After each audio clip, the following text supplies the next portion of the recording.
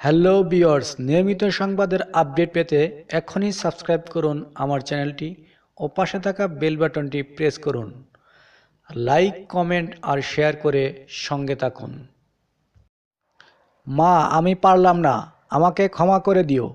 গত মঙ্গলবার রাতে চ্যাম্পিয়ন্স লিগের পরীক্ষায় বসেছিলেন ফুটবল গ্রহের সেরা দুই নক্ষত্র লিওনেল মেসি ও ক্রিস্টিয়ানো রোনালদো ও মেসির দিকে চোখ ছিল আপামর ফুটবল জনতার।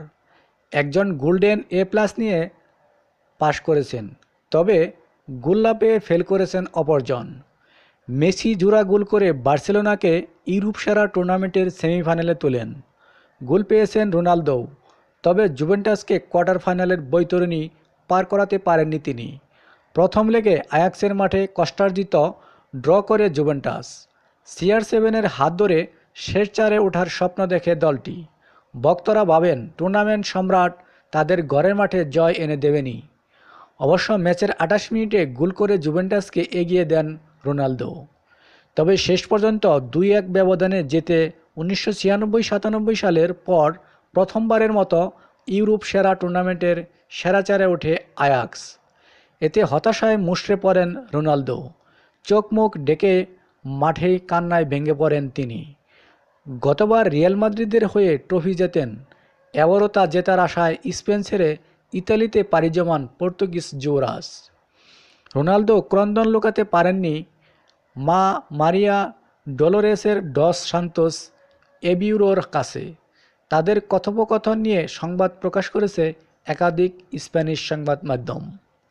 মারিয়া ডলোরেস বলেন, ম্যাচের পর রোনালদো আমার কাছে এসেছিল। ওর মন অত্যন্ত খারাপ ছিল।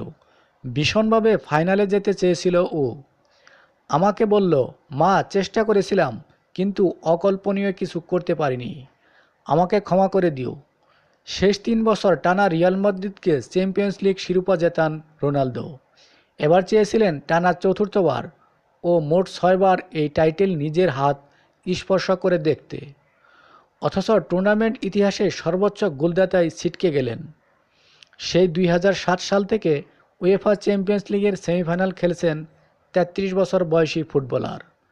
শুধু 2010 সালে পারেননি তিনি, আবার 2019-এ জায়গা হলো না শেষ চারে। ধন্যবাদ সবাইকে ভিডিওটি দেখার জন্য।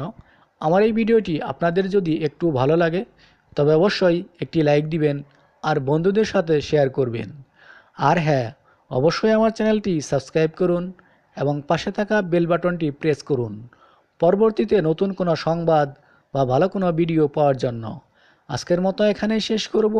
আল্লাহ হাফেজ।